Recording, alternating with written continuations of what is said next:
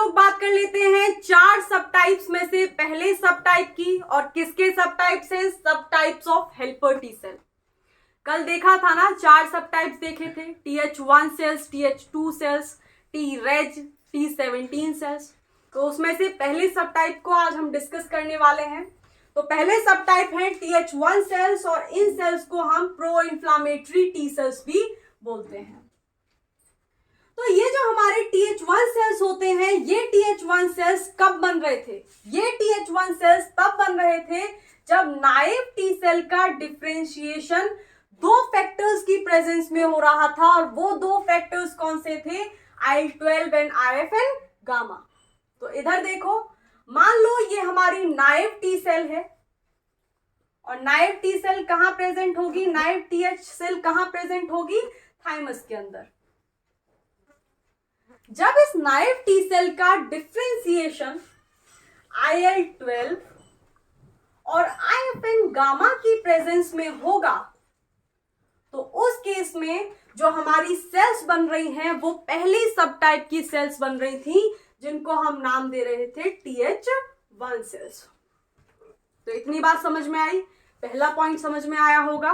और पहला पॉइंट क्या है कि ये जो हमारे IL-12 और IFN गामा होते हैं, ये फैक्टर्स नाइव TH सेल्स से डिफरेंशिएशन के बाद हमारे TH1 सब टाइप की सेल्स को बनाते हैं। तो जब ये हमारी TH1 सेल्स एक्टिवेट होती हैं, तो हम लोगों ने बात की थी कि ये कुछ साइटोकाइंस प्रोड्यूस करती हैं। तो वही बात अगली है कि अपॉन एक्टिवेशन ये जो हमारी TH1 सेल्स होती हैं, वो कुछ साइटोकाइंस सिक्रीट करती हैं। और क्योंकि ये सेल्स का नाम ही प्रो इन्फ्लामेटरी टी सेल्स है, तो ये साइटोकाइंस भी कैसे सिक्रीट करती होंगी? Pro inflammatory cytokines. और जिन साइटोकाइंस के नाम नीचे लिखे हुए हैं, like IL-2, IFN gamma, TNF alpha और IL-12, और भी हैं, लेकिन आज हम लोग सिर्फ इन चारों की बात करने वाले हैं।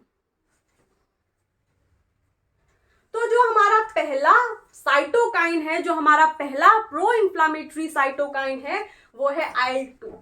और ये IL-2 क्या करता है? ये IL-2 हमारे साइटोटॉक्सिक किलर सेल के एक्टिवेशन को प्रमोट करता है।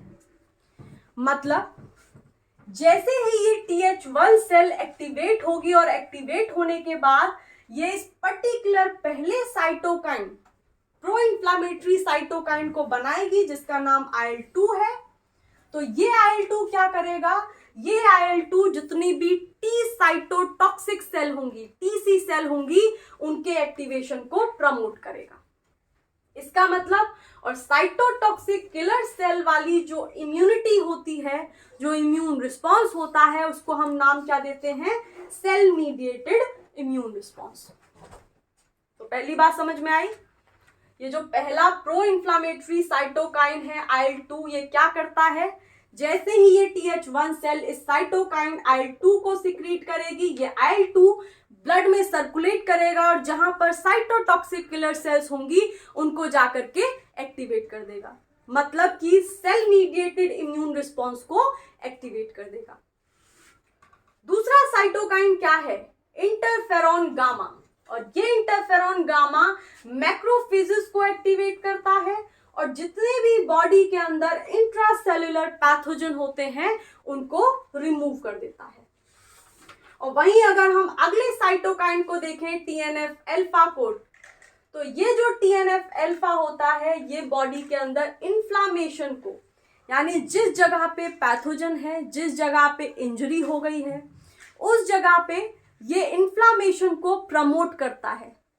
और जैसे ही इन्फ्लामेशन होती है, तो वो इन्फ्लामेशन किस तरीके से होस्ट के लिए बेनिफिशियल होती है? जिस रीजन पर इन्फ्लामेशन होती है, उस रीजन पर जो इम्यून सेल्स होती हैं, वो इकट्ठा हो जाती हैं। ठीक है? तो उन इम्यून सेल्स को इकट्ठा करने का काम, या फिर इन्फ्लामेशन को प्रमोट करने का काम, ये प्रो इन्फ्लामेटरी साइटोकाइन करता है, जिसको हम TNF अल्फा बोलते हैं। और एक और काम है इसका कि ये अपोप्टोसिस को भी इंड्यूस करता है इन्फेक्टेड सेल्स के अंदर। अपोप्टोसिस मतलब कि जो हमारी इन्फेक्टेड सेल होगी उस इन्फेक्टेड सेल को क्लीन डेथ देने का काम भी ये TNF अल्फा करता है। अब लास्ट बचता है जो कि है IL-12, और ये IL-12 हाइपोथैलेमस को इस तरीके से रेगुलेट करता है कि हाइपोथैलेमस बॉडी के अंदर फीवर को इंड्यूस कर दे। तो अगला हमारा लास्ट ये प्रो इन्फ्लामेटरी साइटोकाइन है, और इसका काम क्या है कि ये हाइपोथैलेमस को रेगुलेट करता है, और जिसके बाद बॉडी के अंदर फीवर हो जाता है। और फीवर होने के भी फायदे होते हैं क्योंकि इम्यून सेल्स एक्टिवेट हो जाती हैं, यानी बॉडी का टेम्परेचर बढ़ने के भी फायदे होते हैं। जब पैथोजन बॉडी के अंदर एंटर कर जाता है, जैसे ही टेम्परेचर बढ़ता है, जो इम्यून सेल्स हैं वो एक्टिवेट हो जाती हैं। तो ये हेल्प हमारी कौन सा प्रो इन्फ्लामेटरी साइटोकाइन कर रहा है? IL-12।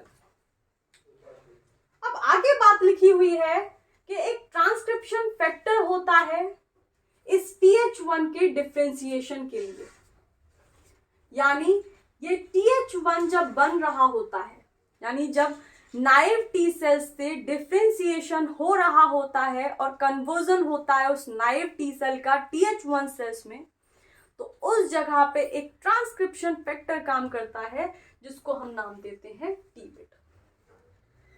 तो अगर ये T-bit ट्रांसक्रिप्शन फैक्टर काम करता है तो उस केस में जो हमारी सब टाइप बनेगी वो बनेगी TH1 सेल। वैसे ही एक दूसरा ट्रांसक्रिप्शन फैक्टर होता है GATA3। देखो इधर, अगर GATA3 ट्रांसक्रिप्शन फैक्टर है तो उस जगह पे हमारी दूसरी तरीके की सब टाइप सेल बनती है, TH सेल बनती है, जिसको हम नाम देते हैं TH2 सेल्स। उसी तरीके से अगर एक और ट्रांसक्रिप्शन फैक्टर है FOXP3, अगर ये ट्रांसक्रिप्शन फैक्टर होता है तो उस केस में जो हमारी सब टाइप्स की सेल बनती है वो बनती है Treg सेल।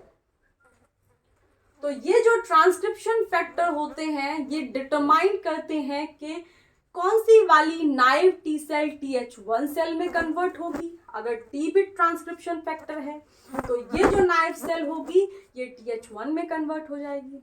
अगर उसी जगह पे GATA3 काम कर रहा है देन TH2 सेल बनेगी। अगर FOXP3 है देन Treg बनेगी। और लास्ट वाली के लिए कौन सा ट्रांसक्रिप्शन फैक्टर होता है? ROR-Y-T या फिर ROR-gamma-T। ठीक है, तो एक और लाइन है लास्ट में इस सब को कंक्लूड करके लिखी हुई है, और वो क्या है कि ये जो TH सेल्स होते हैं ये TH सेल्स क्या क्या काम करते होंगे, यानी TH सेल का ये जो पहला सब टाइप है ये किस किस फंक्शन में इन्वॉल्व होते होंगे। तो लास्ट में फंक्शन के बाद इस पूरे टॉपिक को खत्म किया जा रहा है, और वो फंक्शंस क्या क्या हैं। ये जो हमारी TH1 सब टाइप वाली सेल होती हैं ये किस किस में इन्वॉल्व होती हैं? सेल मीडिएटेड इम्यूनिटी में इन्वॉल्व होती हैं। और कैसे इन्वॉल्व होती हैं? क्योंकि एक साइटोकाइन का मॉलिक्यूल, एक प्रो इन्फ्लामेटरी साइटोकाइन ये सिक्रीट करता है जिसको हम नाम देते हैं IL-2।